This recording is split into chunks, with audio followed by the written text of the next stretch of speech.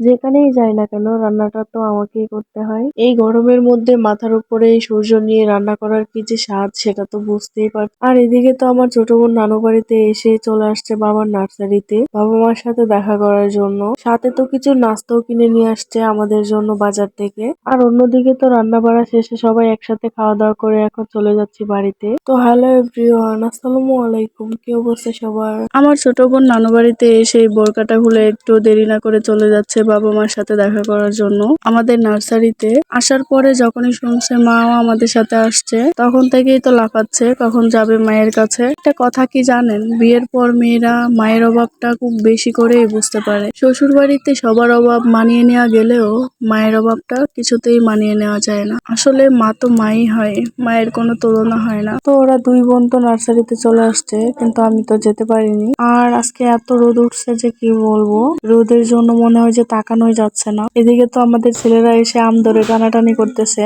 আমগুলো পাড়ার জন্য, কিন্তু এই আমগুলো তো আর এখন পাড়া যাবে না। তো ওরা মাকে নিয়ে এখন চলে যাচ্ছে দোকানে অল্প কিছু নাস্তা কেনার জন্য।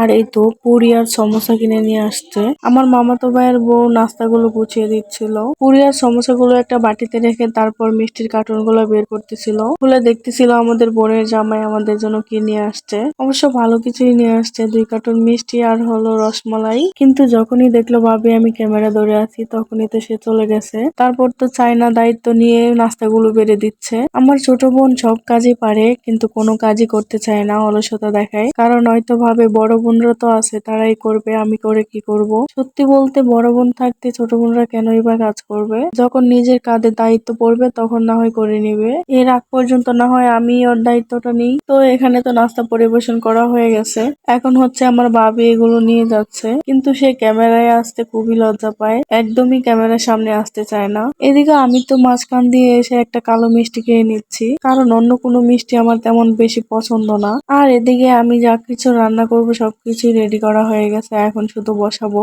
বাড়িতে থাকি আর বেড়াতে যাই রান্নাটা আমাকেই করতে হয়, যেখানেই বেড়াতে যাই না কেন রান্নাতে বসিয়ে দেয় আমাকে। আজকে তো প্রচন্ড রোদ ছিল, তার উপর আবার আমার নানুর চোলার উপর কোনো চাল নেই, খোলা জায়গায় আমাকে রান্না করতে হচ্ছে। মনে হচ্ছে যেন সূর্য মামা আমার মাথার উপরে বসে আছে। এই তো দেখেন চকচক করতেছে। একে তো চোলার তাপ, তার উপর আবার মাথার উপর সূর্য, কেমন ফিল হতে পারে বলেন তো। অবশ্য আজকে আকাশটা অনেক সুন্দর লাগতেছিল, এক কথায় যাকে বলে অপূর্ব। যাই হোক, অবশেষে আমার রান্না কমপ্লিট, ঘরে নিয়ে এসে তো পরিবেশনও করে ফেললাম, এখন শুধু খাওয়ার পালা। আমার কষ্ট করে রান্না সার্থক হয়েছে, কারণ বাড়ির প্রত্যেকেই বলেছে রান্নাগুলো নাকি অনেক মজা হয়েছে। তো আমরা খাওয়া দাওয়া শেষ করে দেখি যে বেলা শেষ, তাই এখন আমরা যেভাবে ছিলাম সেভাবেই চলে যাচ্ছি, যেহেতু গাড়ি করে যাব। আসছিলাম তো হেঁটে হেঁটে।